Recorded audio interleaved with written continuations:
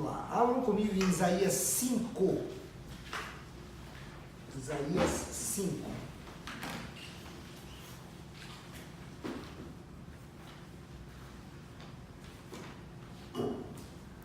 Amém?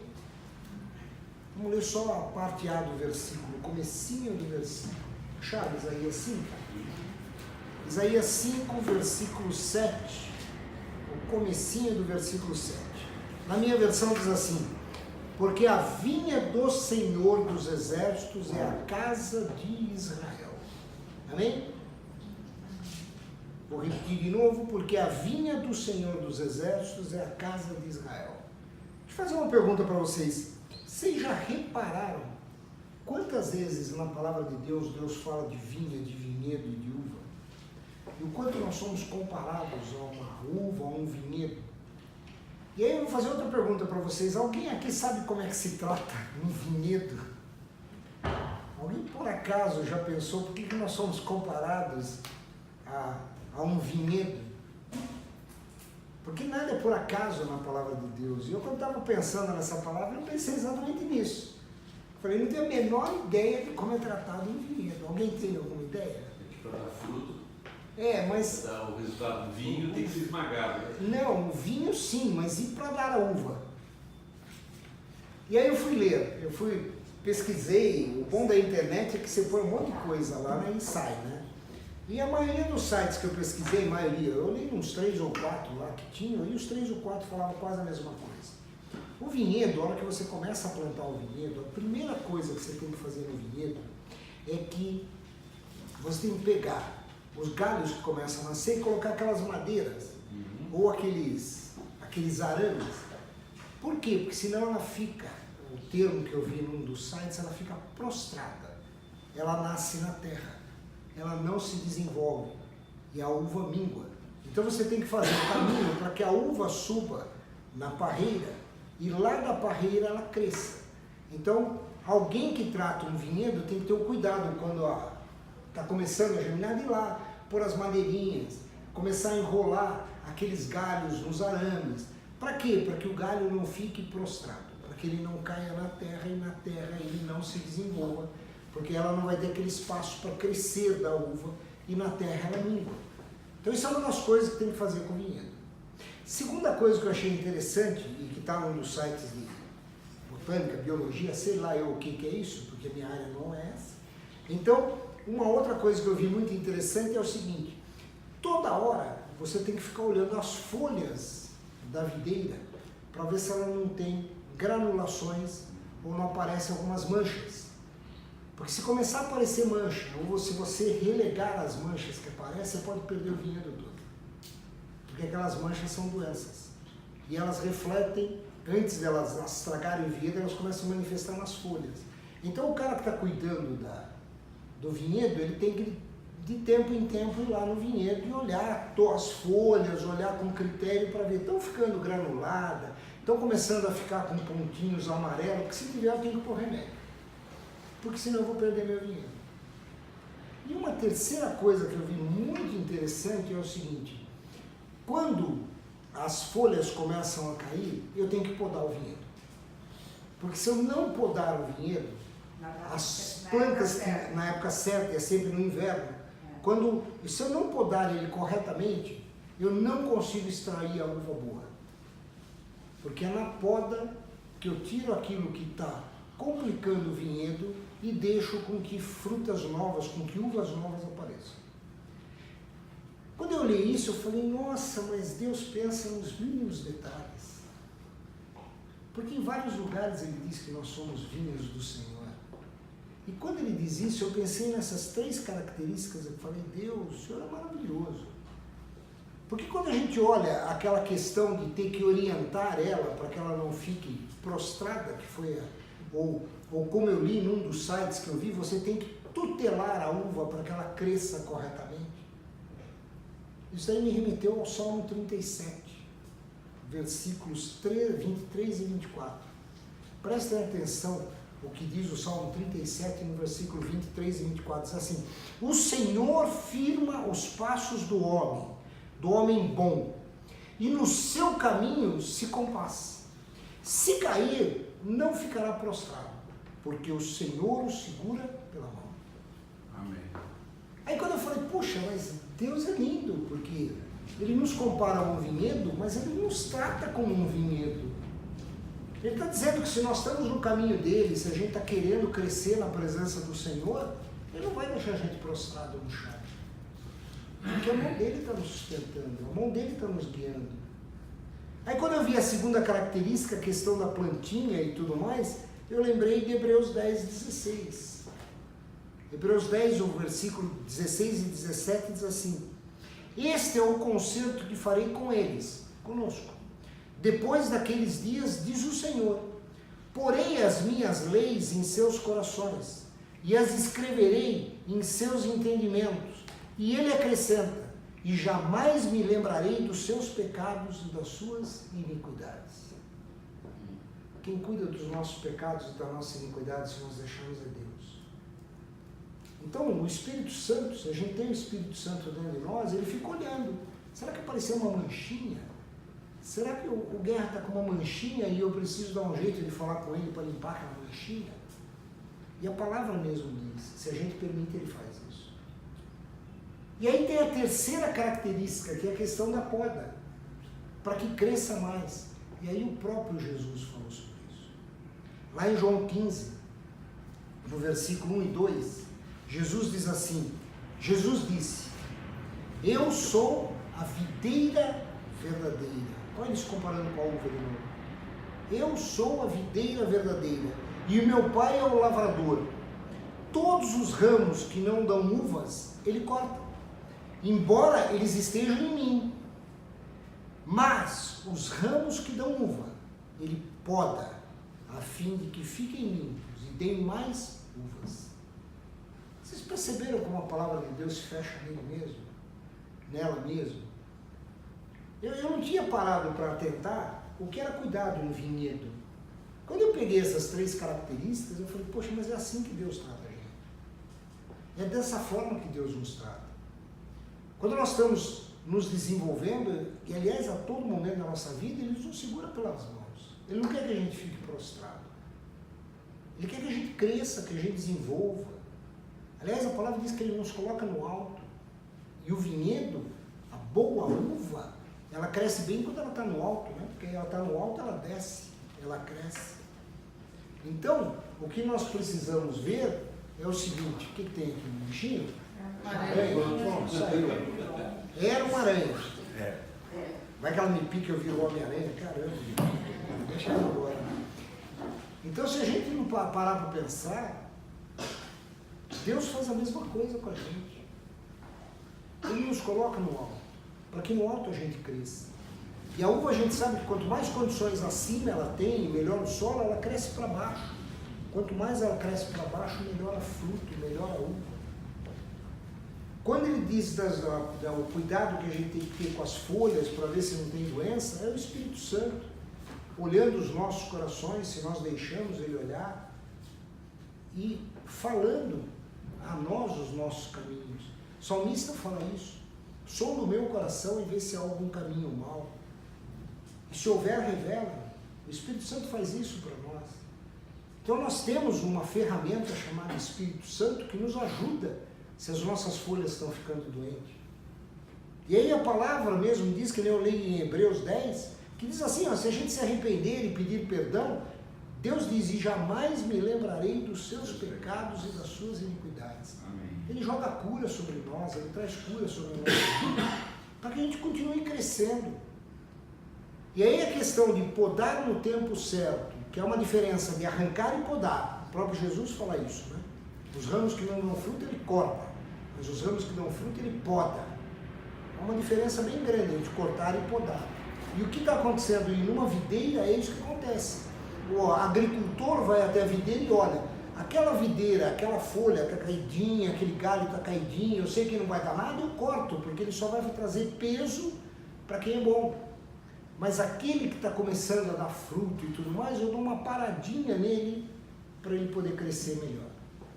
Eu tiro aquilo que limita ele, eu tiro aquilo que segura ele de crescer, porque às vezes, o que é a poda? A poda eu vou limpando em volta para que possa crescer. melhor o fruto.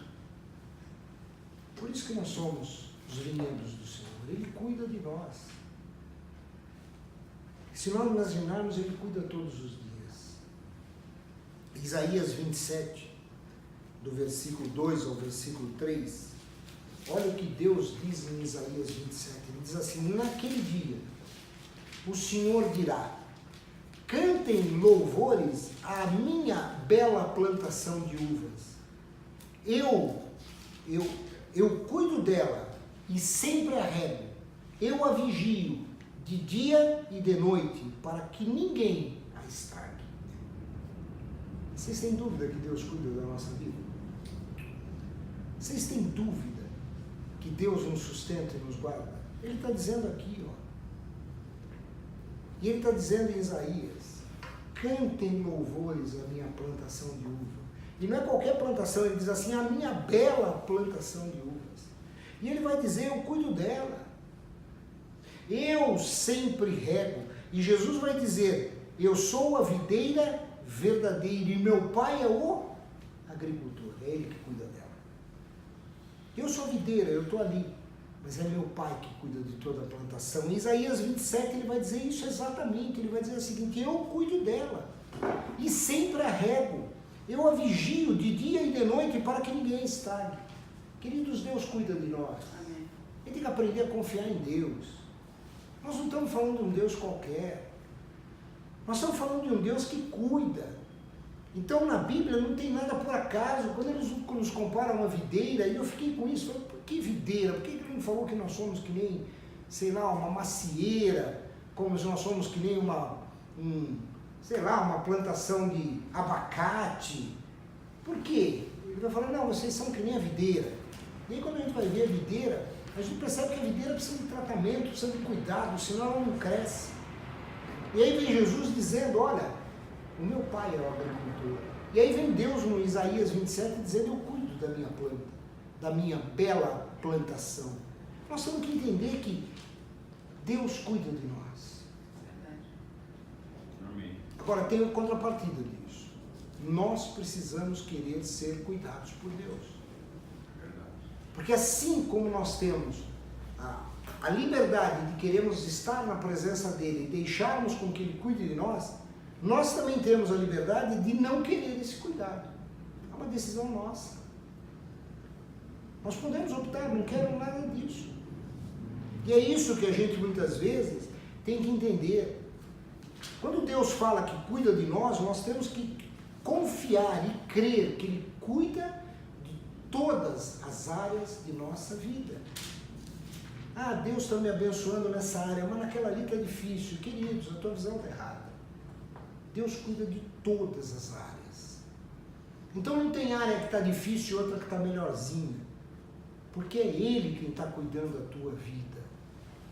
Talvez uma determinada área você precisa naquele momento estar passando por alguma coisa que te faça amadurecer, que te faça crescer. Na outra área você já não precisa de tanta maturidade, porque você já atingiu uma certa maturidade.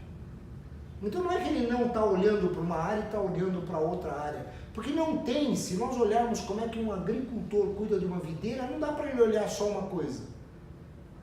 Ah, eu vou lá, só coloco as coisas, deixo as uvas crescer, mas se pegar doença, você tem que ir todo dia lá na vinha, olhar a videira se as folhas estão em ordem.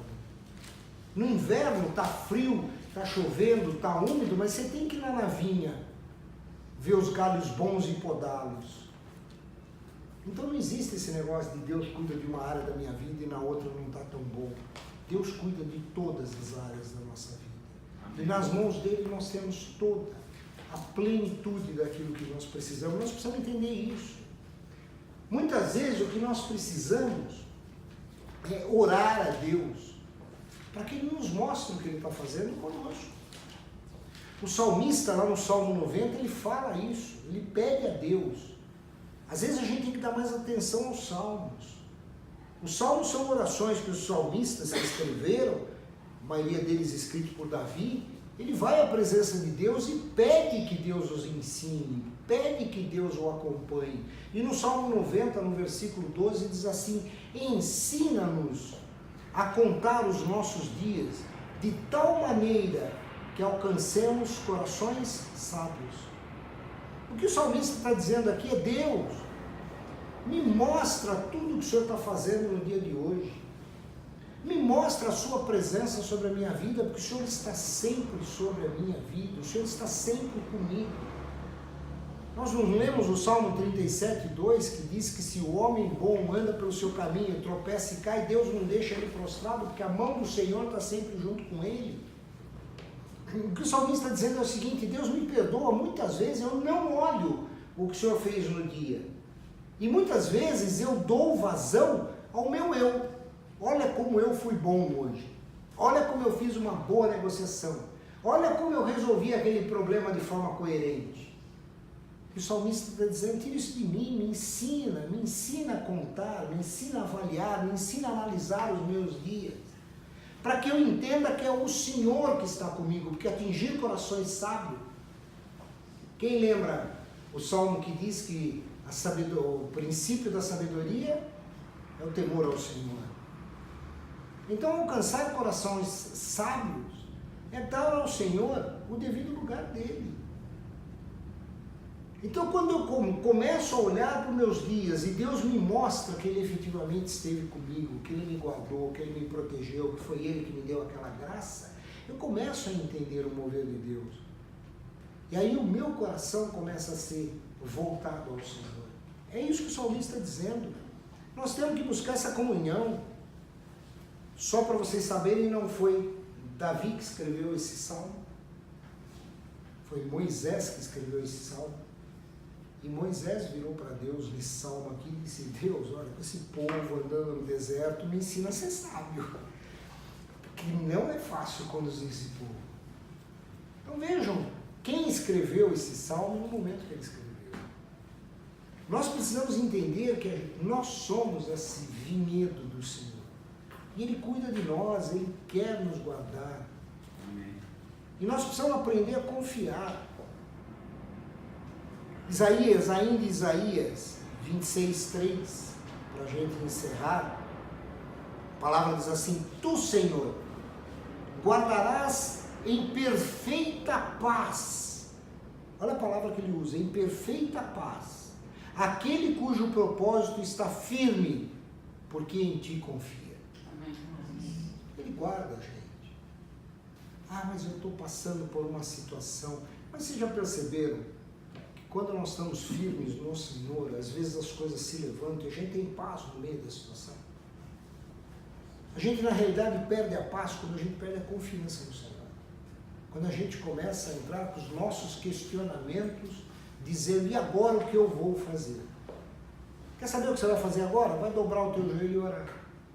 Porque tem coisa que a gente não muda. A palavra diz que eu não consigo acrescentar um fio de cabelo na minha cabeça, quanto mais querer resolver o que vai acontecer amanhã. E tem gente que não dorme por causa do amanhã. Não, eu não vou dormir essa noite, porque amanhã não...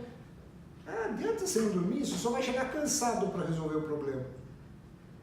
Às vezes eu prefiro dormir, porque a palavra de Deus, a palavra também diz que Deus dá aos seus enquanto dormem. Às vezes você fica acordado pensando na solução do problema, e se você dormir, Deus dá estratégia para você no dia seguinte. A gente precisa entender a palavra de Deus, a gente precisa entender quem é esse Deus.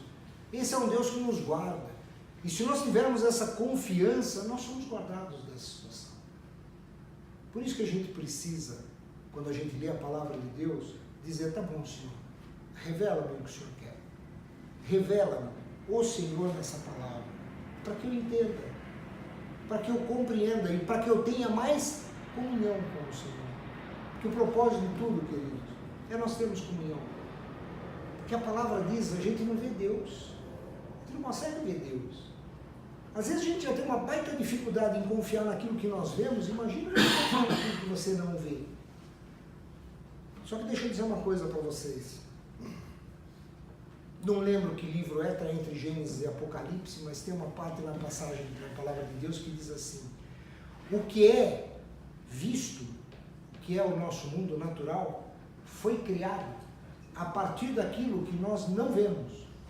Paulo escreveu isso pelo menos eu lembro. Então não é entre Gênesis e Apocalipse, é entre Atos e Apocalipse, pronto, reduziu um pouquinho mais. Mas Paulo diz isso. Queridos, quando eu leio isso, sabe o que eu entendo? Que esse mundo aqui é mais irreal do que o mundo sobrenatural que a gente não vê. Porque se ele foi a base de toda essa criação, daquilo que nós olhamos aqui, a palavra diz, tudo o que nós vemos foi criado a partir do que nós não vemos. Onde está a realidade? No que nós vemos ou do que nós não vemos? A realidade está onde nós não vemos. E o que nós não vemos? Deus. Mas Ele existe, porque Ele criou tudo isso daqui. Então, quando nós olhamos para esse versículo, e eu quero finalizar com Isaías 26:33 de novo, tu, Senhor, guardarás em perfeita paz.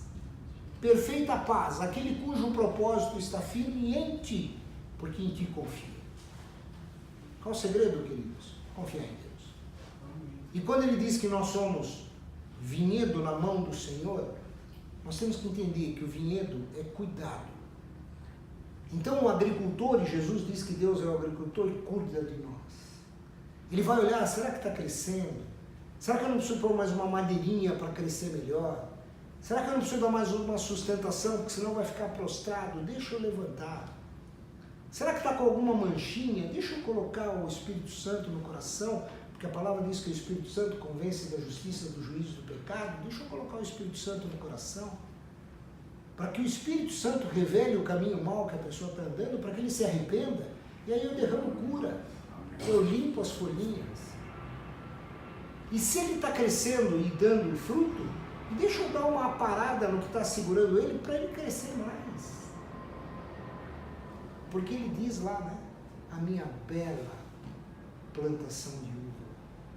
Já perceberam que nós somos, quando Deus fala sobre nós, Ele sempre usa palavras como belos, como honrados.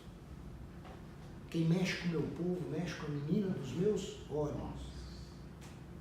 A minha vinha é bela, a minha plantação é bela, o Senhor diz. Nós somos isso, queridos. Nós somos isso. E nós precisamos cada vez mais confiar nesse Deus, porque é esse Deus que nos sustenta e nos guarda. Amém? Amém. Era isso, queridos.